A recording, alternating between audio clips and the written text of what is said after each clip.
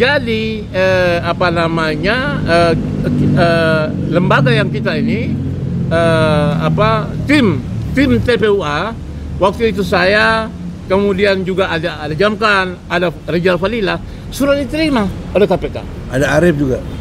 Nah, waktu Arif datang waktu hari Jumat kalau nggak salah, kalau tidak salah tanggal 10 Januari ya kan?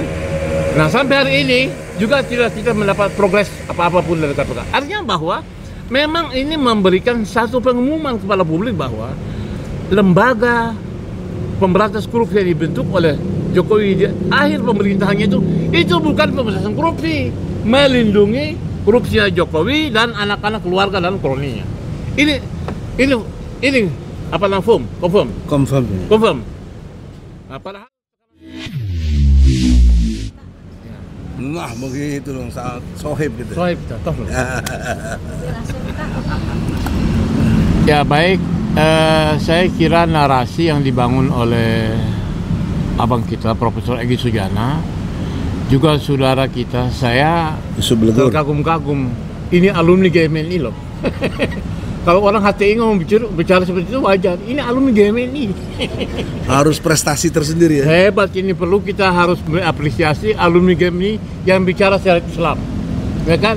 Bicara konsep bahwa keadilan itu bisa dicapai, bukan bisa. Harus dicapai dengan syariat Islam. Iya. Tanpa itu tidak bisa. Tidak bisa. Nah, itu tadi. Itu yang saya garis bawahi. Nah, itu jadi top, keren. Nah, baik. Terkait dengan persoalan kepalsuan ini, presiden palsu. Ulangi. Kepalsuan. Presiden palsu. Ya, nah, itu dia. Beberapa waktu yang lalu kan sempat tersiar berita tentang uang palsu di Makassar. Wow, gimana tuh? Jadi uang palsu di Makassar itu tiba-tiba menghilang gara-gara kita munculkan narasi presiden palsu.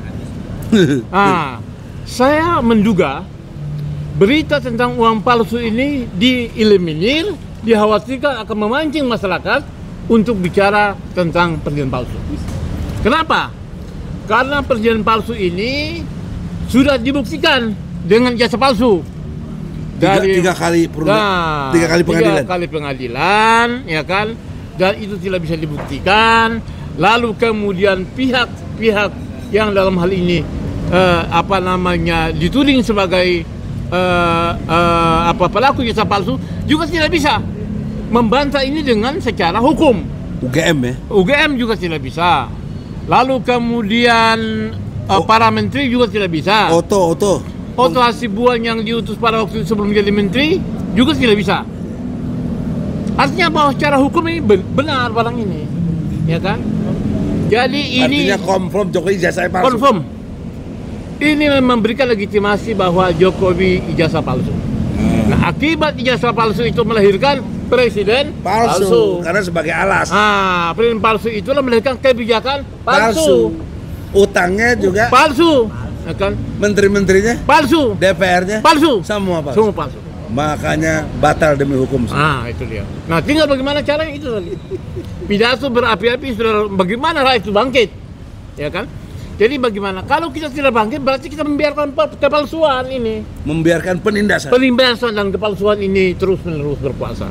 Nah, sudah bapaknya seperti itu, anaknya. Like father, like son.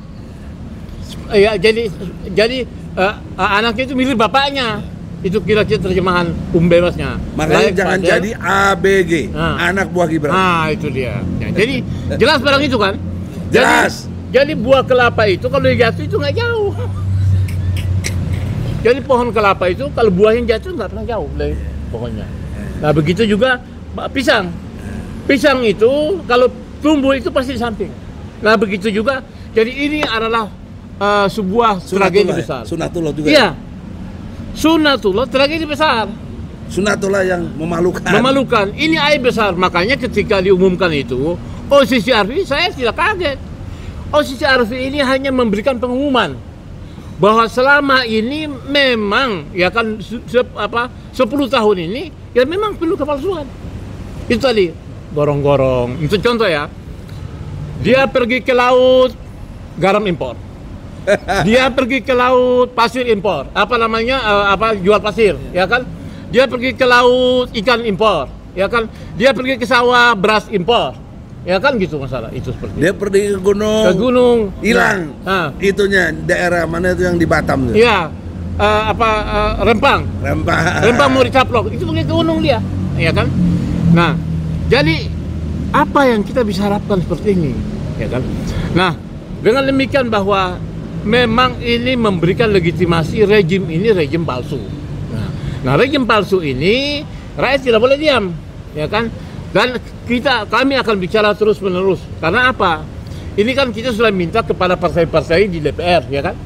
Kita sudah melakukan lobby-lobby ke DPR, kirim surat ke DPR. Sudah ya? Sudah.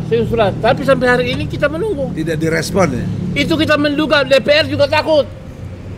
Kalau ijazah palsu ini bergulir, jangan-jangan mereka terbongkar juga. Karena ijazah pada palsu. Nah, ini mengkonfirmasi. Jangan-jangan memang itu anggota dewan juga ijazahnya pada palsu. Ya. Satu.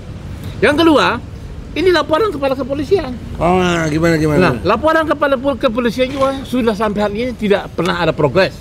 Ya kan, tentang kita perasaan udah 3 bulan lalu ya? Nah iya, sudah 3 bulan yang lalu, sekitar bulan Oktober lah. 4 bulan sekarang. 4 bulan sudah. Masuk sekarang ini Februari sekarang. Nah, oleh sebab itu maka saya melihat ini seolah-olah Presiden Prabowo tersandra, ya kan? Karena apa?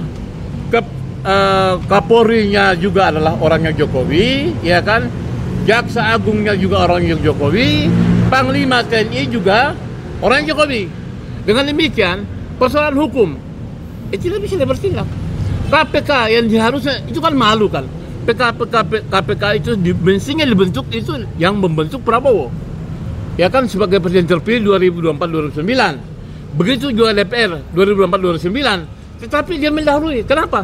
Saya menduga KPK itu dibentuk untuk melindungi dirinya. Itu nggak ada. Contoh, ketika Ubaid apa dulu, ya kan? Ubaid sekarang dipecat loh. Nah ya itu salah satu contoh bahwa pembungkaman.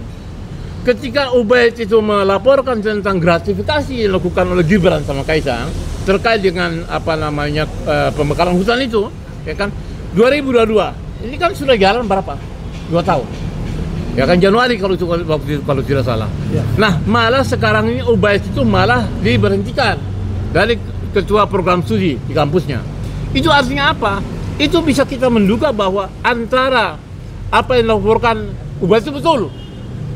Itu benar adanya, sehingga dengan demikian bagaimana cara membungkam Ubaid? Ya, itu satu. Nah, yang kedua, laporan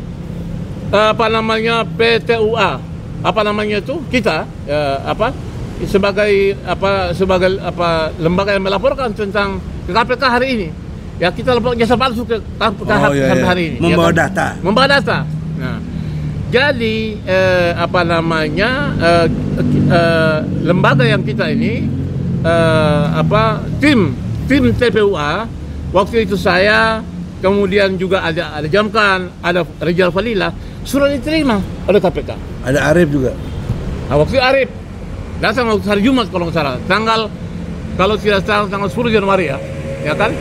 Nah sampai hari ini juga tidak kita mendapat progres apapun dari KPK. Artinya bahwa memang ini memberikan satu pengumuman kepada publik bahwa lembaga pemberantas korupsi yang dibentuk oleh Jokowi di akhir pemerintahannya itu bukan pemberantasan korupsi, melindungi korupsinya Jokowi dan anak-anak keluarga dan kroninya. Ini confirm. Nah, padahal tekanan-tekanan sudah demikian rupa agar supaya kasus Bobi Nasution, Erlangga terkait dengan ekspor ilegal nikel yang dilakukan almarhum Faisal Basri 5,3 juta ton itu kan juga laporan sudah masuk ke KPK, ya kan? Dan tidak mungkin KPK tidak tahu itu loh. Nah jadi dalam hal ini saya melihat bahwa persoalan jasa palsu ini jika tidak segera diatasi, ini menjadi prahara bangsa. Nah kemarin kan ada Bang Ihsanuddin Nursi merilis buku Prahara Bangsa.